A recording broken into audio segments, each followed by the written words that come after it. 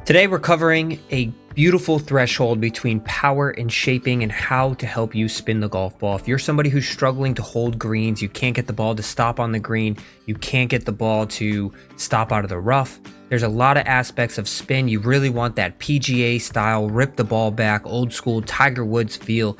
You can't get it.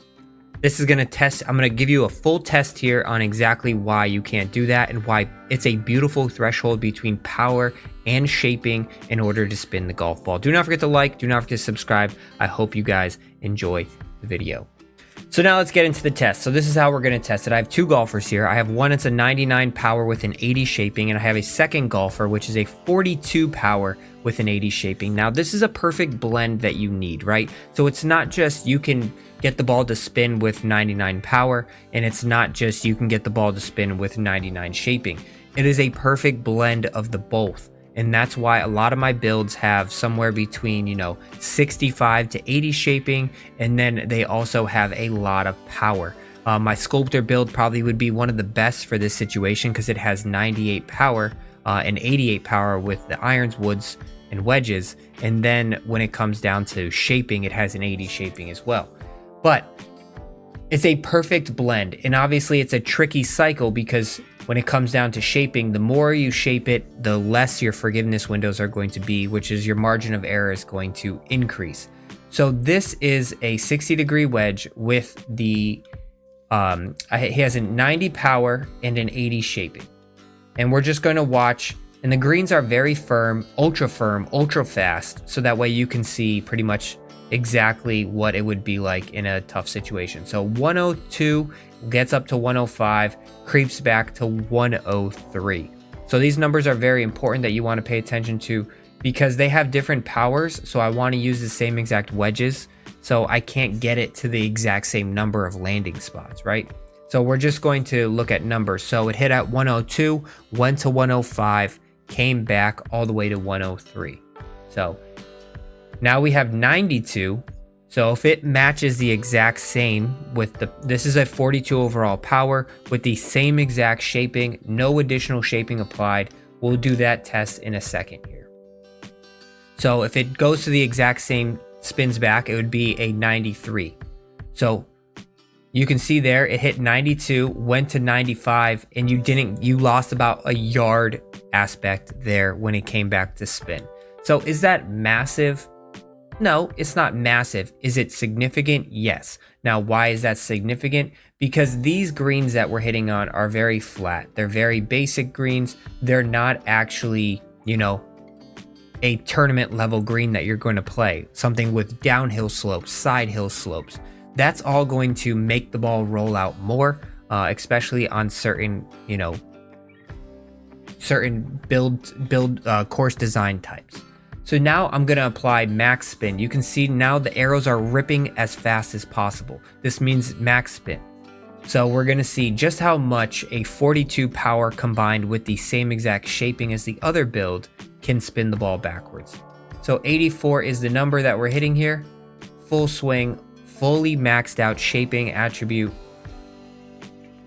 84 gets to 86, gets to 80, and it fills the mark and some there. So that's a 42 power. So that's still pretty impressive.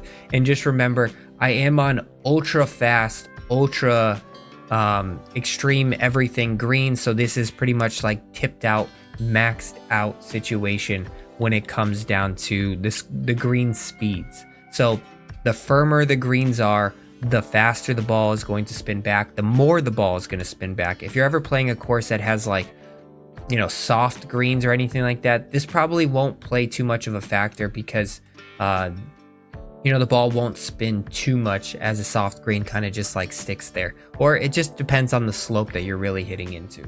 So 93 yards here, and we are going to hit a fully maxed out spin shot with a 90 overall power, same exact shaping. Remember, it went back just a yard less than where we actually were. 93 is the mark, and it just absolutely rips back. Like, that's a significant difference. Look how much that ripped back.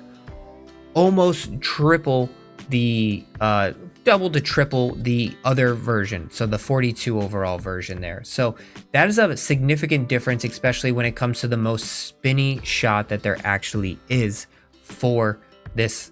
Now we're going to show you here another aspect. I'm going to skip this hole so that way I can show you what it's like with a longer iron, right? So a longer iron can have a major factor because you're hitting a lot of those into those greens.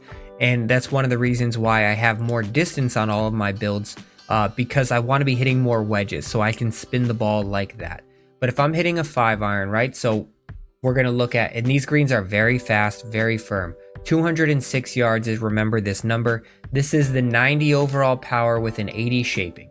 I have not applied any additional shaping, so this is a test of pure power spin difference here. 206, and then we're going to see 206, it rolls out to 202. So now we have 186. So if it goes anything beyond, 192,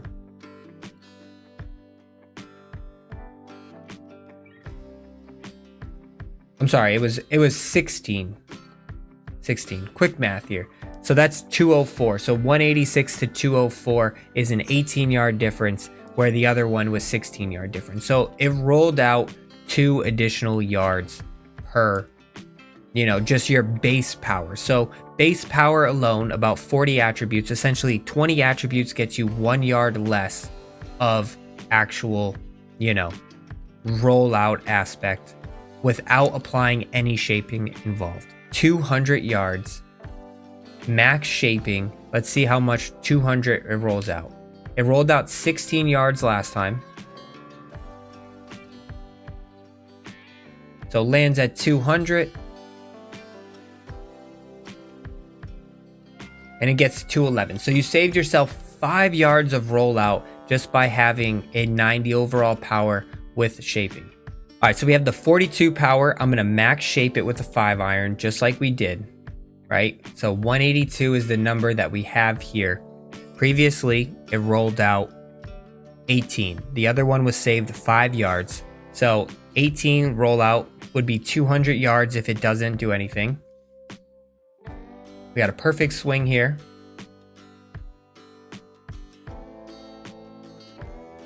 $182. And it rolls out to 194, so 12 yards.